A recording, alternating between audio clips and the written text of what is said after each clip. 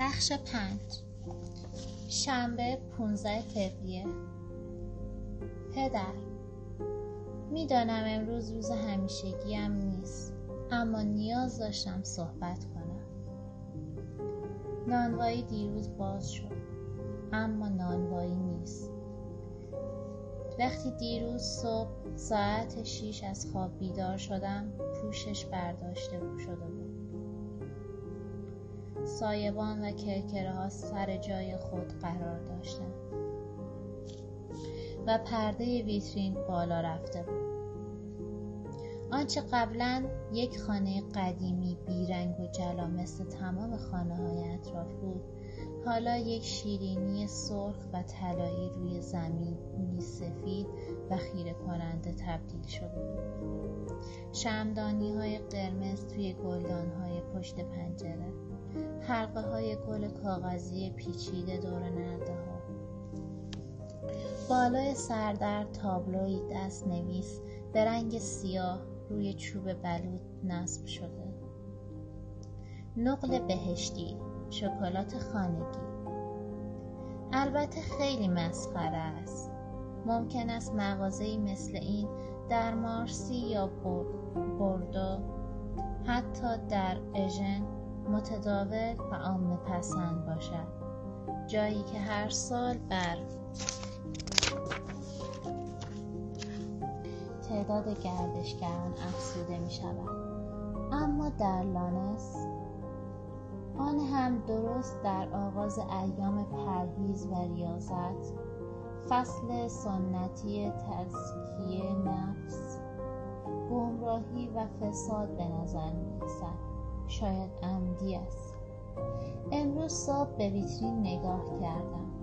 روی یک قفسه مرمر سفید تعداد بیشماری جعبه بسته قیف‌های کاغذی طلایی و نقره‌ای، گل سرخ مصنوعی، زنگ، گل، قلب و روبان‌های بلند رنگارنگ ردیف شده بود. توی ناقوس‌های شیشه‌ای و ظروف، شکلات، نقل بادامی، آب نبات، آجیل مخلوط، میوه‌های عسلی، خوشه‌های فندق، صدف‌های شکلاتی، گلبرگ‌های شکری، بنفشه‌های قندی چیده شده که سایبانی کوتاه از نور آفتاب محافظتشان می‌کنند، مثل گنجی مدفون در زیر آب یا غاری پر از جواهرات شیرین علادی. درخششی گنگ دارند. در وسط هم یک خانه زنجبیلی مجلل ساخته که دیوارهایشان از نان ادویه‌دار با پوشش شکلات است و حاشیه‌هایش طلایی و نقره‌ای و کاشی‌های سقف از شیرینی‌های ظریفی درست شده که با آب نبات‌های میوه‌ای تزیین کردند.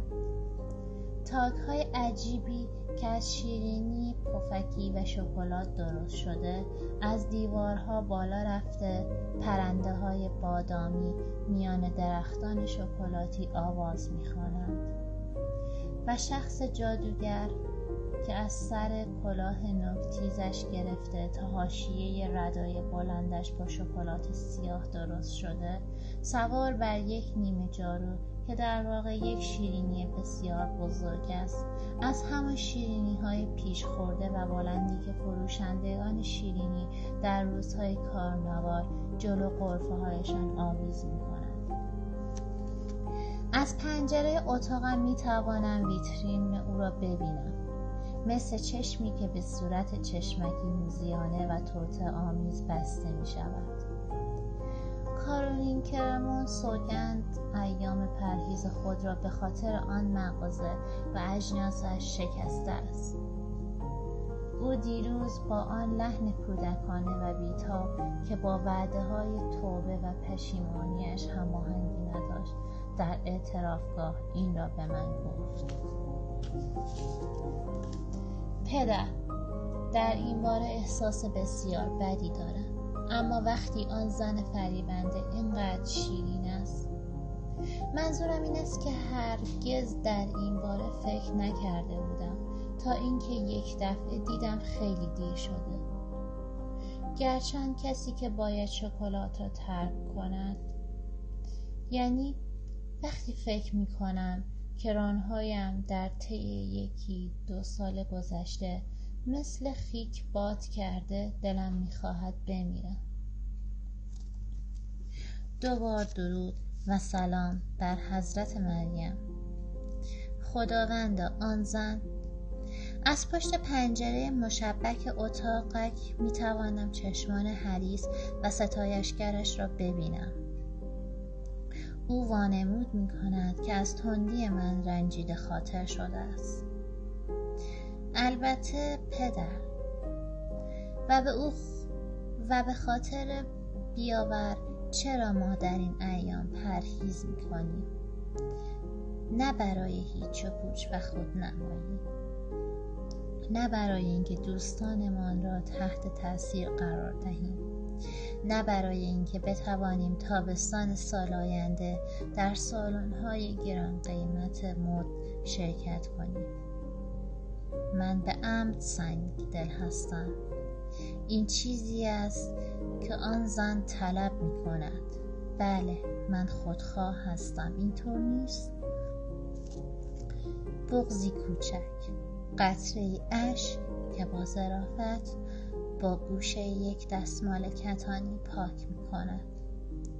یک زن خودخواه و احمق. خداوندمان را به خاطر بیاور، فداکاریش را، فروتنیش را.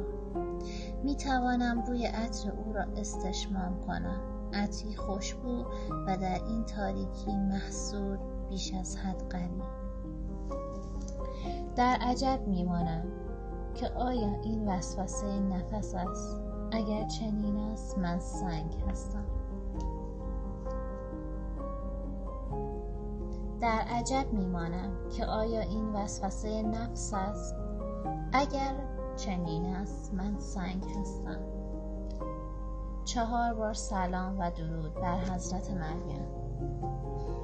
این نوعی ناامیدی است، روح را می‌فرساید، ذره ذره آن را تنزل می‌دهد، همانند کلیسایی که طی سالها توسط سایش گرد و غبار و پراکنده و ذرات ماسه با خاک یکسان شود. احساس می‌کنم که عزم و اراده‌ام، شادمانیم و ایمانم را می‌تراشد و خرد می‌کند. من دوست دارم آنها را از میان آزمون دشوار، رنج و محنت هدایت کنم، از میان صحراهای خشک. در عوض این رژه کند دروغگویان، ریاکاران، حریصان و خودفریبان بدبخت، نبرد میان خیر و شر تا حد یک زن فربه که در مقابل مغازه شکلات فروشی ایستاده است و با بی‌ارادگی رقت‌انگیز میگوید میخواهم، نمیخواهم، تنزل پیدا میکند. شیطان بزدل است. او چهره خود را نمینماید، بدون ذات است. به میلیون‌ها قطعه تقسیم میشود تا روش‌های شیطانی خود را درون رگ‌ها و ژرفای روح بغلظاند.